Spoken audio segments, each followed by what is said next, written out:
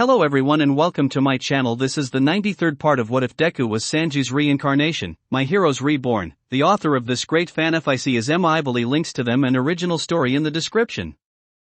Chapter 93, Operation, Make Eri Smile. Toru knew that what happened to Eri was horrible. But still she needed a cheering up when she was able to.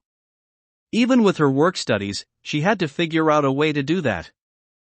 Thanks to her possible, distant relationship with the Apple family, and the fact they were open, they let her in on many of their recipes. She got up early one day to bake muffins. Izuku found before he could start breakfast baking muffins. Apple cinnamon / asked Izuku. Of course, said Toru. Izuku nodded at this. He began to make breakfast for the rest of the dorm, knowing that the muffins were just a bonus. He also decided to make a more savory breakfast to balance out the muffins. So are you going back your work studies yet? Asked Toru. No, just a couple more days to get her to acclimate, said Izuku. Oh, that's good, said Toru. Soon enough the muffins were ready and the rest of breakfast were ready as well, which everyone enjoyed when they came down. Though after breakfast Toru decided to ask Izuku something. Do you think I can try to get Eri to smile? Asked Toru. Do you think it will work? Asked Izuku.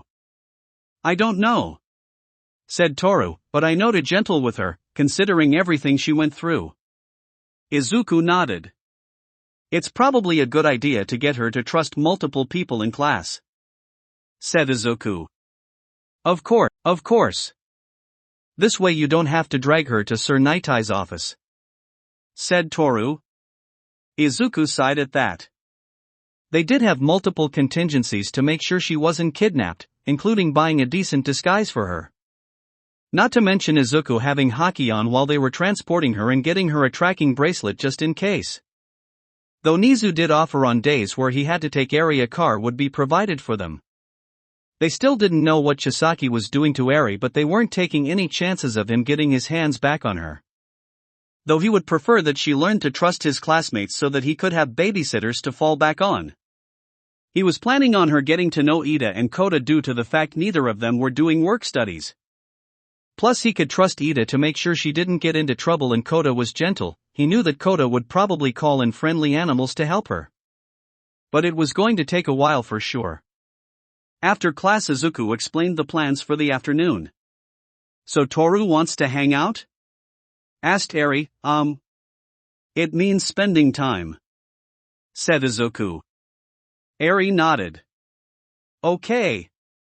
I like the things she makes, said Eri. That's good, said Izuku. Thankfully the first thing they did together was Eri helping her bake some cupcakes. What can I do to help? Asked Eri. You can help make the frosting, said Toru. It's just going to be whispered cream, so it's easy to make. Okay, said Eri. Oh, you get to spend time with her, said Mina, noticing Eri making cupcakes. I'm sure that she'll spend time with you once she gets more used to you, said Toru. I hope so, said Mina. Wait, where is Midori? Toru motioned over to Izuku, who had a notebook and having a lot of thoughts go through his head. What is he doing? Asked Mina. Brainstorming ideas for what her quirk might be, said Toru with a shrug. Oh, said Mina. He'll be fine, said Toru. Eri marveled as the whipping cream became whipped and added the right amount of sugar and vanilla. Okay. Let put the whipped cream in the bag and 10 you can get whatever is left in the bowl, said Toru. Eri nodded. Toru helped Eri frost the cupcakes. Eri looked at the cups and sighed. You still can't smile, said Toru.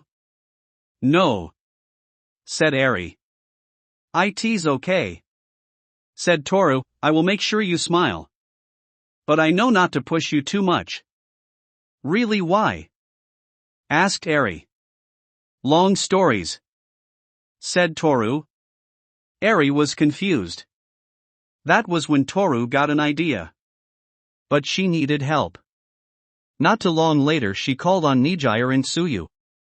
Because Toru wanted to give Eri a nice hairstyle.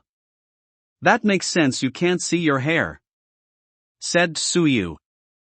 Can you even style your hair? Asked Nijire.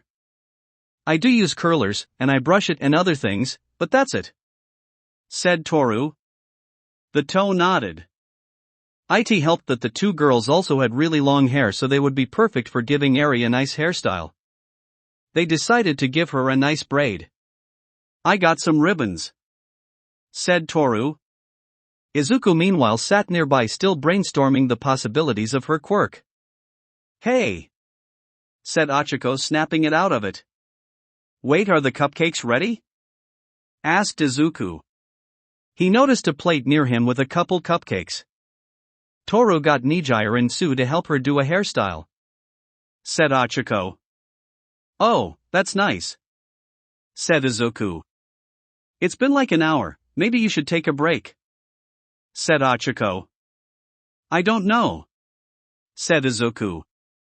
I know you want to help her find her quirk, but it's a good idea to take a break, said Ochako. I'm just worried what happens if her quirk activates, said Izuku.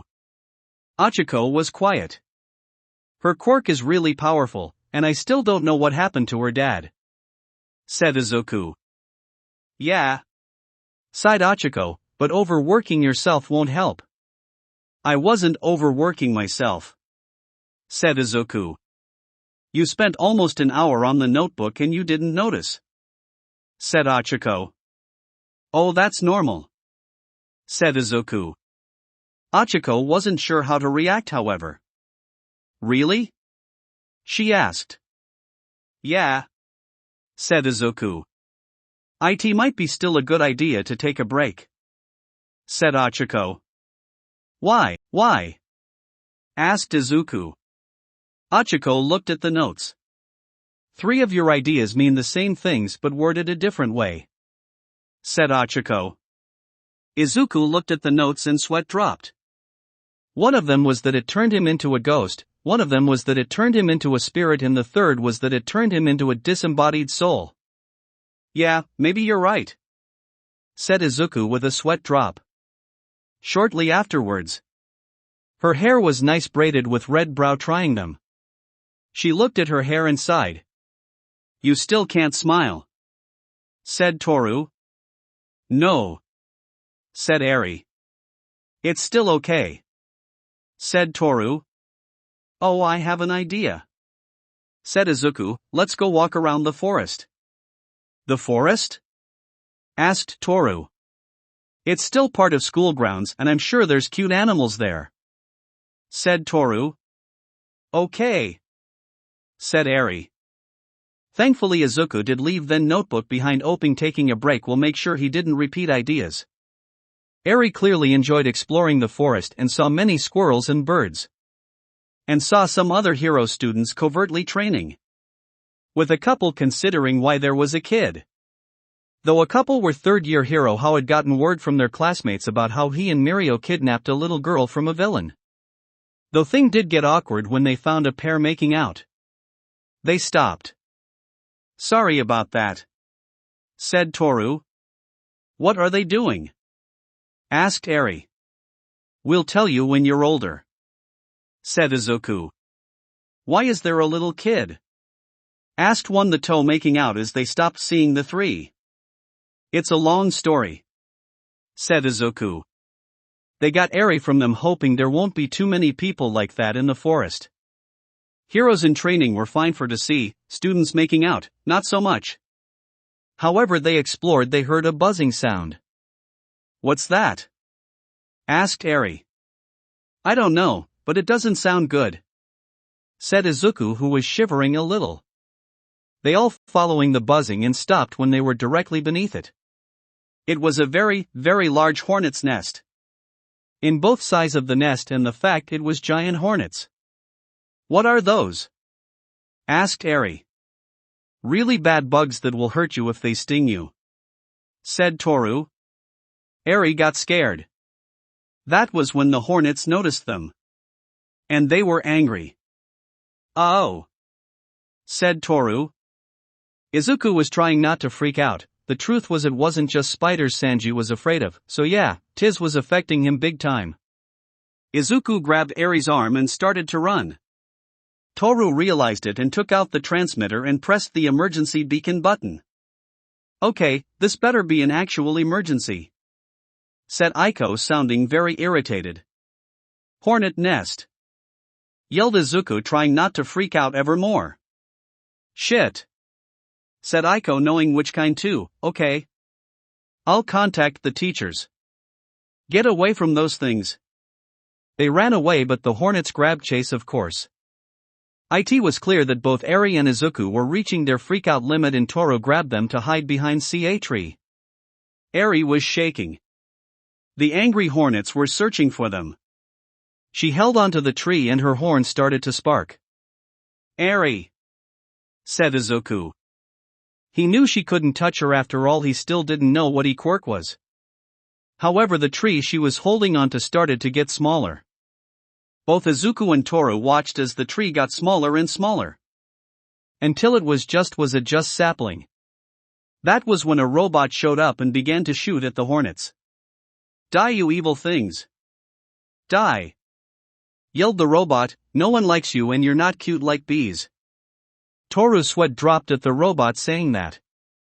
However, Izuku looked at Eri. She had stopped using her quirk and she fell to the ground.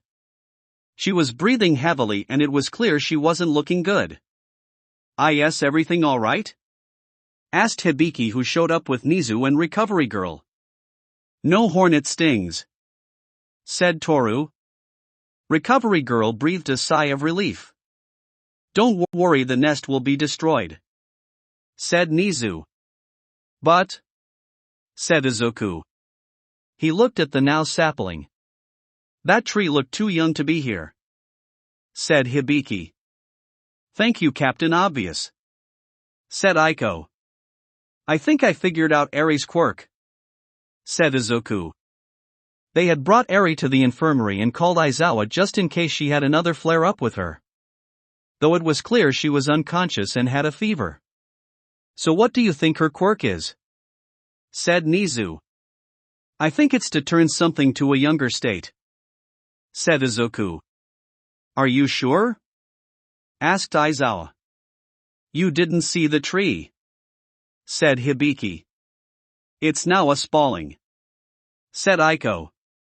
"But wait, how would that make her dad disappear?" asked Hibiki, realizing something. "Reversed from before he was born," said Izuku, realizing it. Everyone realized just how powerful such an ability was and how dangerous. "There could more to her quirk," said Nizu, "but if it's really that powerful, no wonder why Chisaki would want her," said Recovery Girl. "For now I think we should keep quiet about her quirk," said Nizu, "though I will inform Sir Night-Eye." "I know," said Izuku. "Don't worry, I will keep it a secret too," said Toru.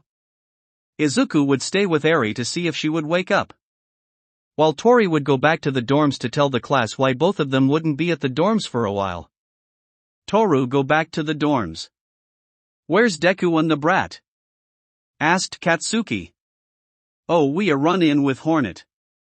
Eri got scared and she used her quirk. "But she has a fever now and Izuku's going to stay with her until she wakes up," said Toru. "Oh no," said Achiko. "Wait, did you say hornets?" asked Siro.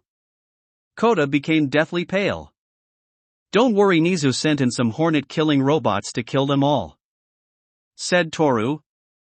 "Is anyone surprised Nizu has hornet-killing robots?" asked Kaminari. "It would be the best thing to kill them," said Ida as Kota breathed a sigh of relief that they weren't there. Though he did admit they would have been useful in emergency. Sometime later, Eri woke up and started crying. "Eri, it's okay," said Izuku. "But I used my curse," said Eri. "Is Toru hurt?" "No, Toru's fine, you didn't make her disappear," said Izuku. Eri wasn't sure how to respond. Are you sure? Asked Eri. She still has her clothes, said Izuku. Eri nodded. I figure out your quirk too, don't worry, said Izuku. I'll make sure it will be fine. How can you be sure I won't make anyone else disappear? Said Eri. Your horn, if you get scared I'll pay attention to your horn, said Izuku. Okay, said Eri. Do you think Toru would want to play again? It was clear that Eri wanted to do that again. As long as there's no hornets it should be fine, said Izuku. Eri nodded. It was clear that Eri got closer to Toru and perhaps close enough on days where he had work studies and Toru didn't, she would babysit Eri. And thought she still hadn't gotten Eri to smile. Toru knew it was going to be a slow-going process and hopefully she would soon. That will be it for this part. I hope everyone enjoyed. If you did, please leave a like and comment if you want part 94. If you want to hear more from me, subscribe. I hope to see you all in the next one.